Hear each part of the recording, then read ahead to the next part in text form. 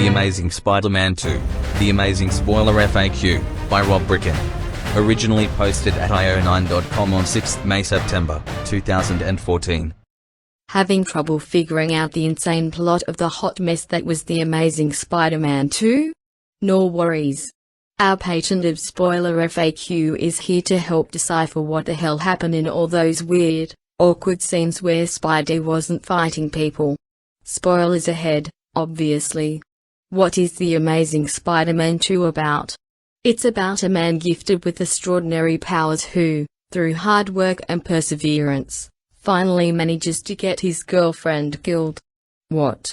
Lots of things happen in the movie, rarely with any kind of coherence or justification, but as far as I can tell the movie is specifically about Peter Parker, who 1. Knows his relationship with Gwen puts her in danger and 2. Promised Gwen's father, who Spider-Man also effectively got killed in the first movie, that he'd leave Gwen the hell alone, but keeps renewing their relationship until finally she's caught in the metaphorical crossfire of one of his battles and dies.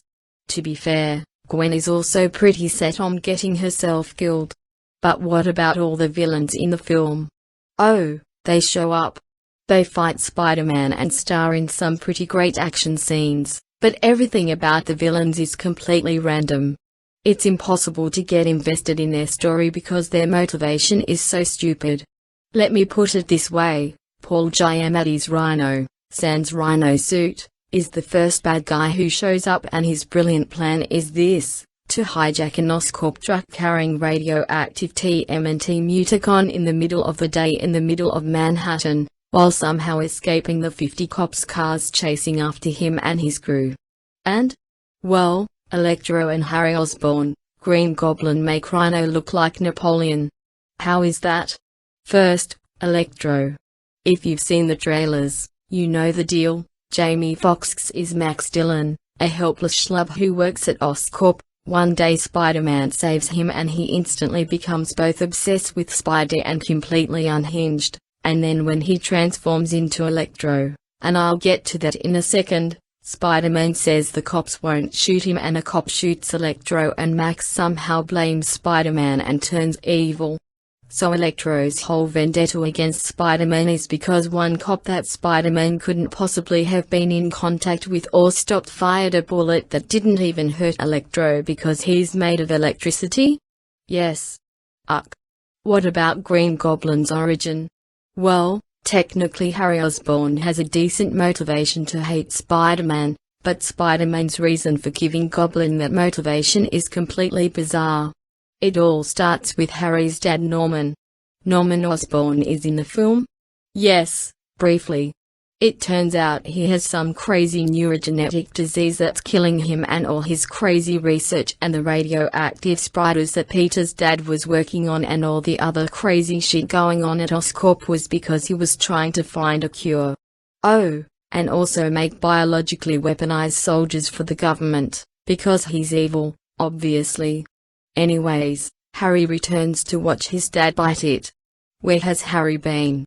Norman shipped him off to boarding school at the age of 10 because he was some kind of massive disappointment. At 10 years old?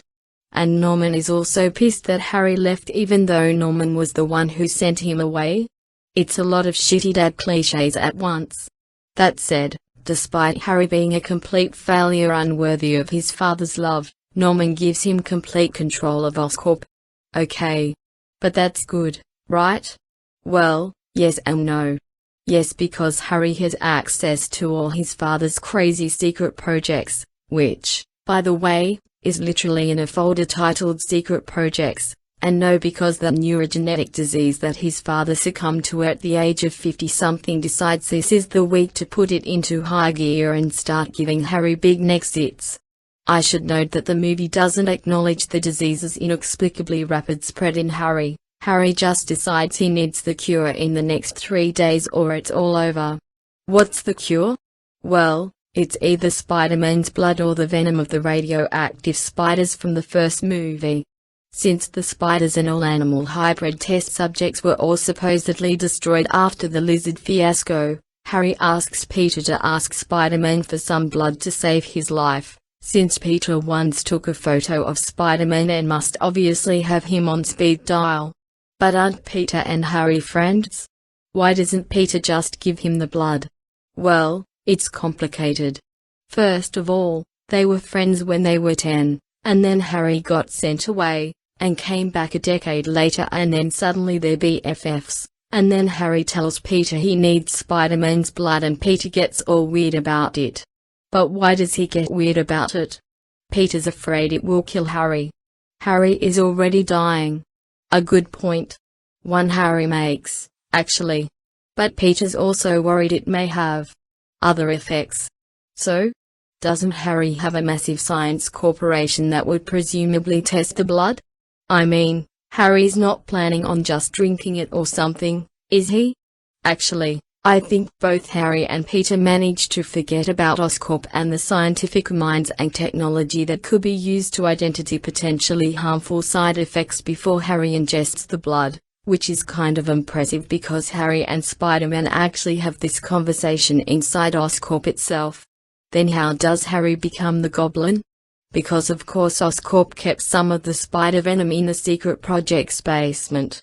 Harry finds it, instantly injects himself with it despite the fact that no one has any clue what it does, and even though had the spider venom worked, perhaps Harry's dad would have taken it and not died earlier in the movie, and despite the fact that Harry should, by all accounts, have at least 30 more years before the disease kills him, so there's no rush whatsoever. The disease transforms him into the weirdo you've seen already, and at the exact same moment the transformation is complete, a random door opens up in the same room Harry's in, containing the new Goblin armor. What? Yes. They keep the radioactive spider venom and the Goblin suit and all the other tech that will eventually outfit the Sinister Six down in the basement. And there's apparently some kind of special protocol where if someone injects themselves with radioactive spider venom, the door to the Goblin armor unlocks. That's kind of dumb. Unfortunately, that's what a large part of The Amazing Spider-Man 2 is, dumb, inexplicable coincidences. Can I ask you about a random assortment of these bizarre coincidences individually? You certainly may. Why did Peter Parker's dad hide subway tokens in his calculator? Even if they were some special get into the secret lab coins, isn't sticking them in a calculator infinitely more suspicious than if he just carried them in his pocket like a normal person? Probably. How the hell did Peter's dad get a special lab in an abandoned NYC subway station? It couldn't have been through Oscorp, because then Osborn would have had it ransacked looking for the research. And if you're making a hidden lab in an abandoned subway station, why on earth would you bother to make it look like a subway car?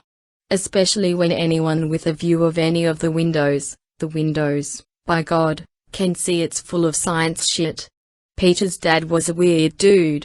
Why did Peter's dad upload his confession video exposing Osborn's nefarious plan to his secret lab, the one place that technically no one else on the planet knew existed? Thus ensuring that unless his 20-year-old son threw his calculator against the wall, exposing the tokens and then putting together his father had a secret lab hidden in an abandoned subway station, no one would ever possibly have a chance to watch it. No idea. Wouldn't it have made more sense for Peter to have discovered the video where Peter's dad explains the spider venom makes people without Parker DNA all crazy before Spidey tells Harry Osborn he can't have his blood, so that Spider-Man's refusal would be avoid dangerous and known consequences as opposed to weirdly just refusing to help his friend from dying? I'm gonna say yeah. Why, after being accepted to Oxford, would anyone decide to fly immediately to England without saying goodbye to her family, friends or loved ones, dealing with her job at Oscorp or other social engagements, or even packing? What kind of crazy person books a flight for later that afternoon? How much money would that cost? And how, when Peter hears Gwen's message about heading to the airport and immediately leaving the country, does he somehow know that she's still stuck in traffic, where she's stuck in traffic, and how to position his I love you so her cabbie can see the message and point it out to her?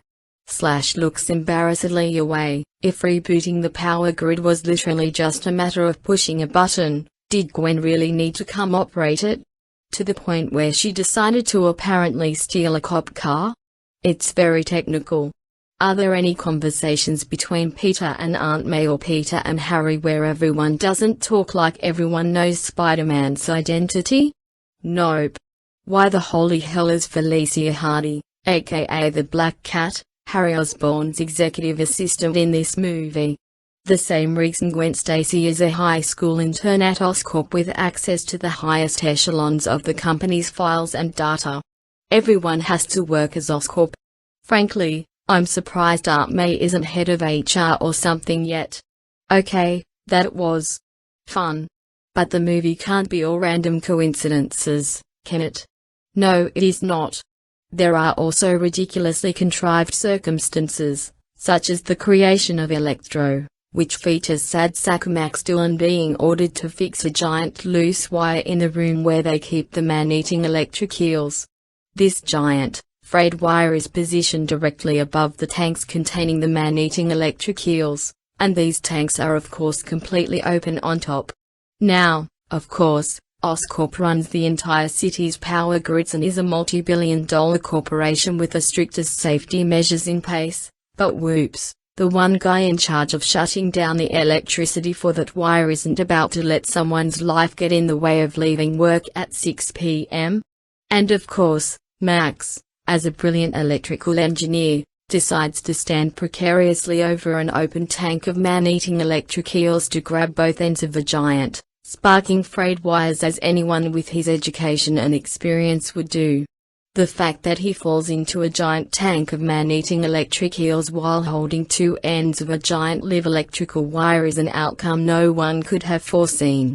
Jesus. And it was Max's birthday. Obviously. Why did the electric eels need to also eat him?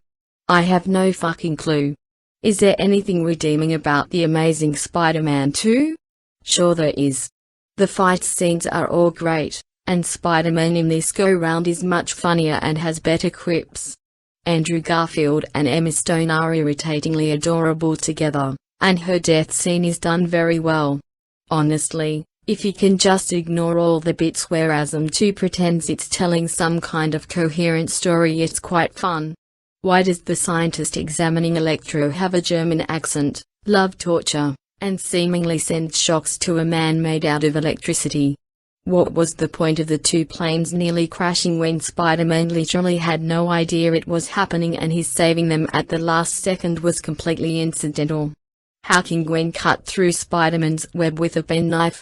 Why would Peter believe an FBI agent who told Aunt May 10 years ago his parents were traitors? Why did they bother to add BJ Novak as Alistair Smythe as a mid-level executive dickweed? Why would the movie decide to have Harry discover his father's secret projects by accidentally dropping the doodad while effectively popping a giant zit on his neck? Lazy storytelling, cheap drama, lazy storytelling, cheap drama, why the fuck not? No fucking clue. Hey, what happened to the Rhino? What about his armor? Oh. Well, by the end of the movie, Harry is in a straitjacket in the insane asylum. Someone mysterious meets with him, and it's clear Harry has a plan centered around killing Spider-Man involving a group. A sinister group, one might say. The amount of people in this sinister group is as yet unknown. Move it along. Well, somehow Harry's plan begins by giving one guy the Rhino armor and letting him loose in NYC with no determinable agenda, and Harry's mysterious pal chooses the moron from the beginning of the movie. Because giving someone smart the armor would be less good than giving it to an idiot? Sigh. That's not the worst part, though. See, earlier in the film, Spidey rescues a little science project kid from getting beaten up by bullies and walks him home and compliments his project. It's actually a sweet moment, and a really good Spider-Man scene. Okay.